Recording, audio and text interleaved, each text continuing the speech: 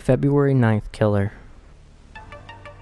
This serial killer in Utah only kills on February 9th and targets Hispanic women. The first victim was a pregnant woman found by her husband in 2006 in her bedroom. She had been fatally strangled and sexually assaulted. The unborn baby also died. According to the investigation, an eyewitness said they seen a Hispanic male force his way into her house after a conversation turned into an argument. Her car and jewelry were missing. Exactly 2 years later, on February 9, 2008, a son found his mother, also a Hispanic female, dead in her Utah home. DNA taken from both crime scenes connected the two murders years later. Killer was described as being a Hispanic male in his early 20s. As of 2011, the case went cold, and the killer is still at large. Vending machine killer.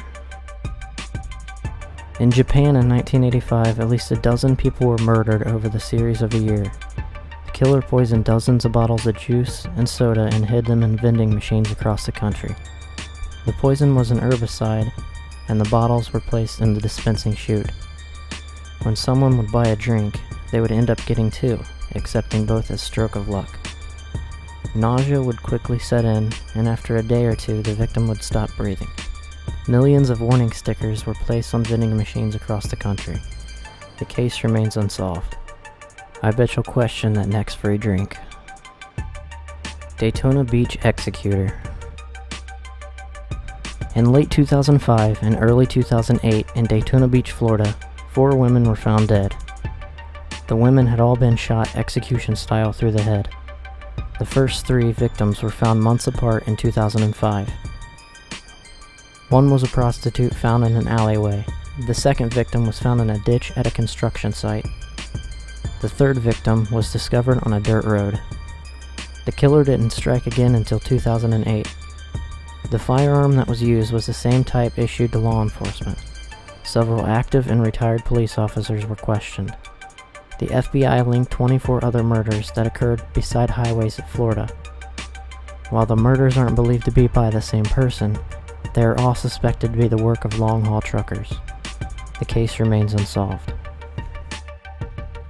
Highway of Tears. Between 1969 and 2011, a series of unsolved murders and disappearances of young women were happening on a 500-mile stretch of Highway 16 in British Columbia, Canada. Although a victim count has been estimated to be 21, it is likely to be much higher. Many of the victims were Aboriginal women. 13 of the victims were teenage girls. These murders were suspected to be the work of multiple serial killers. Although only one of the murders have been solved and led to a conviction of a serial killer, Cody Legabakov, he wasn't suspected in connection with the others.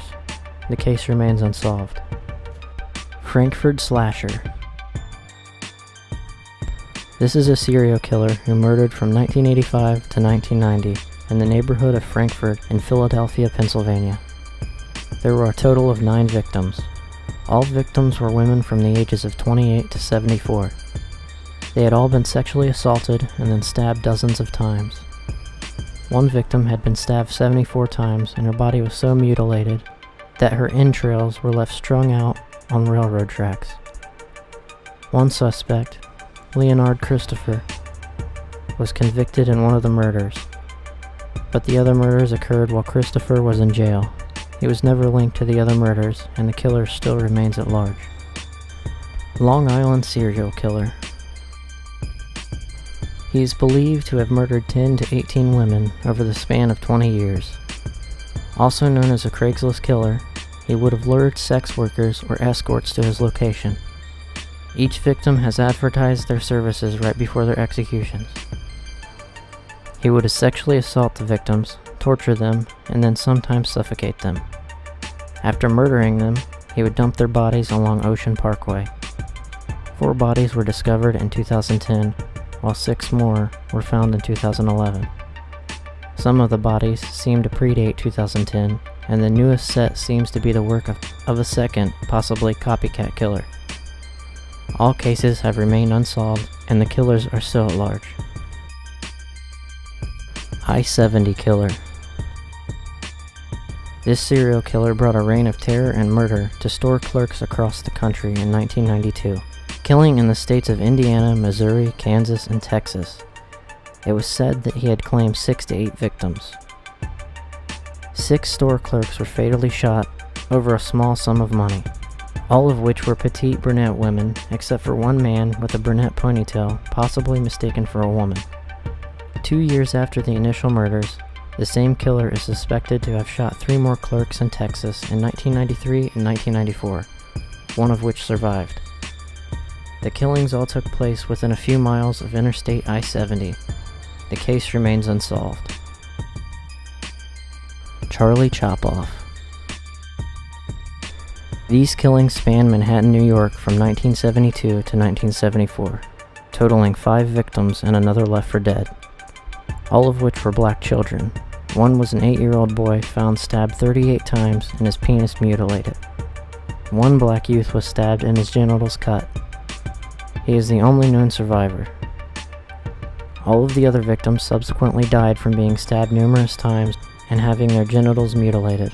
Only one victim, 8-year-old Stephen Cropper, had his penis intact. In May 1974, a man, Erno Soto, was arrested for the botched abduction of a Puerto Rican boy.